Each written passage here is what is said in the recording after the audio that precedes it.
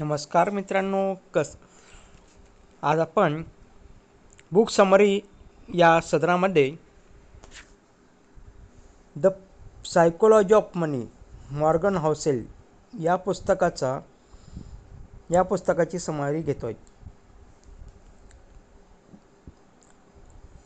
The psychology of मनी, लेखक Morgan हॉसेल. हे पुस्तक पैशाबद्दलच्या आपल्या मानसिकतेबद्दल आहे. पैसा कमवणे जितके महत्त्वाचे आहे तितकेच त्याचे व्यवस्थापन करणे आणि त्याकडे योग्य दृष्टीने पाहणेही आवश्यक आहे. बुद्धिमत्ता, उच्च शिक्षण किंवा कौशल्य यापेक्षा पैसा वापरण्यामागचे मानसशास्त्र अधिक महत्त्वाचे आहे. हे पुस्तक आपल्याला शिकवते की पैसा, संपत्ती आणि आनंद यांच्याशी आपण कसा व्यवहार करावा. 1. कोणीही वेडा नाही. प्रत्येकजण आपल्या अनुभवांवरून पैशांविषयी निर्णय घेतो. जो माणूस आयुष्यभर गरिबीत राहिला तो जास्त जोखीम घेण्यास घाबरतो. आपल्या विचारांची पार्श्वभूमी वेगळी असल्याने इतरांना वेडे म्हणणे चुकीचे आहे. 2. नशीब आणि धोका. यशामागे फक्त मेहनत नसते, नशिबाचाही वाटा असतो. बिल गेट्स यांना उत्तम शाळा आणि संगणक मिळाले, हा नशिबाचा भाग. तसेच जोखीम घेतली नाही तर प्रगती नाही, पण जोखीम मोजून घ्यावी. 3. कधीही पुरेसे नाही. आणखी पैसे हवे हा विचार अंतहीन आहे. लोभ टाळा. तुम्हाला किती पुरेसे आहे हे आधी ठरवा. जीवनात समाधान महत्त्वाचे, अन्यथा पैसा असूनही शांतता मिळत नाही. 4. कंपाऊंडिंगची जादू. अल्बर्ट आइन्स्टाईन यांनी चक्रवाढ व्याजाला 8वे आश्चर्य म्हटले आहे. वेळ हा संपत्तीचा सर्वात मोठा मित्र आहे. लहान गुंतवणूक दीर्घकाळ ठेवल्यास मोठा परतावा मिळतो. 5. श्रीमंत होणे व श्रीमंत राहणे. पैसा कमवणे एक गोष्ट आहे आणि तो टिकवणे ही दुसरी. लोभ, गर्व, जोखीम यामुळे संपत्ती नष्ट होते. विनम्रता, संयम आणि सुरक्षिततेसाठी बचत गरजेची आहे. 6. Tells you win. आयुष्यात फार मोठे निर्णय काही मोजक्या घटनांमुळे बदलतात. गुंतवणुकीत काही चांगल्या निर्णयांमुळेच मोठा नफा होतो. त्यामुळे चुका होण्याची भीती बाळगू नका. योग्य संधी पकडा. 7. स्वातंत्र्य. खरा श्रीमंत तोच जो आपल्या वेळेवर नियंत्रण ठेवतो. पैशाचा खरा उपयोग म्हणजे तुम्हाला हवं तेव्हा हवं ते करण्याची मोकळीक. 8. कारची पॅराडॉक्स.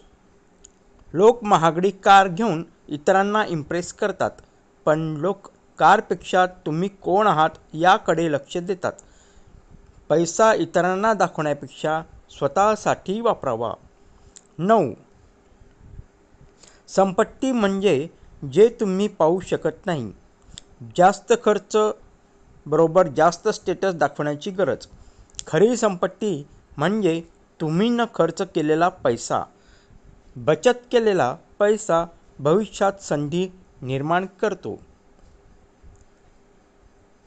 10. बचत करा. उत्पन्न किती आहे यापेक्षा बचत दर महत्त्वाचा.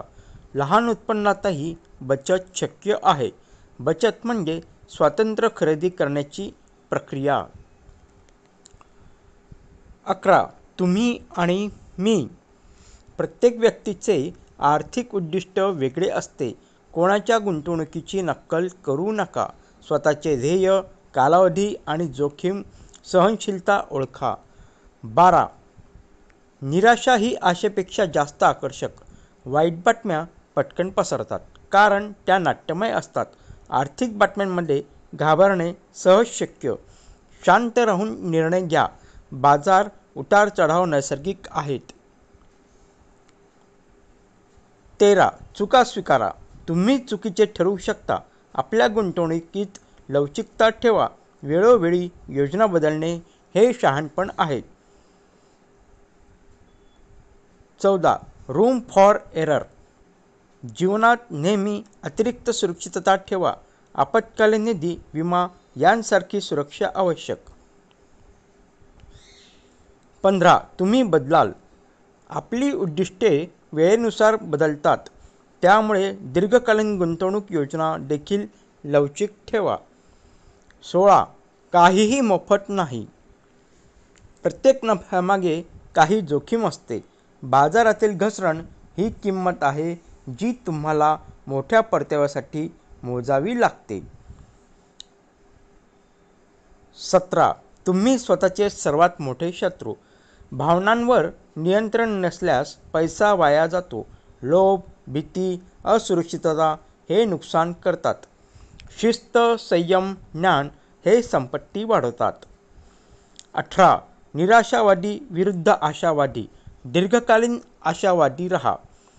जग सतत प्रगती करत आहे. तात्पुरत्या संकटाने घाबरू नका. 19.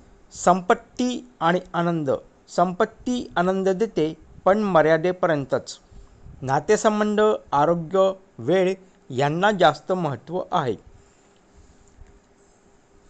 20. निष्कर्ष. पैसा म्हणजे साधन, उद्दिष्ट नाही.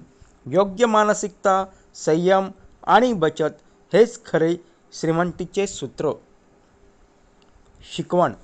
पैशाकडे बुद्धिमत्तेपेक्षा वर्तन महत्त्वाचे आहे. लवकर गुंतवणूक सुरू करा आणि दीर्घकाळ ठेवा. लोभ टाळा, समाधान शोधा. बचत ही सवय आहे, उत्पन्नावर अवलंबून नाही. स्वातंत्र्य हेच खरी श्रीमंती आहे. तर मित्रांनो, कसा वाटला हा व्हिडिओ? आवडल्यास नक्की लाईक करा आणि हो, सबस्क्राईब करायला विसरू नका. जर तुम्ही अजूनपर्यंत बेल आयकॉनचं बटन दाबलं नसेल तर बेल आयकॉनचं बटन दाबा. कमेंट करा. पुन्हा एकदा भेटूया. तोपर्यंत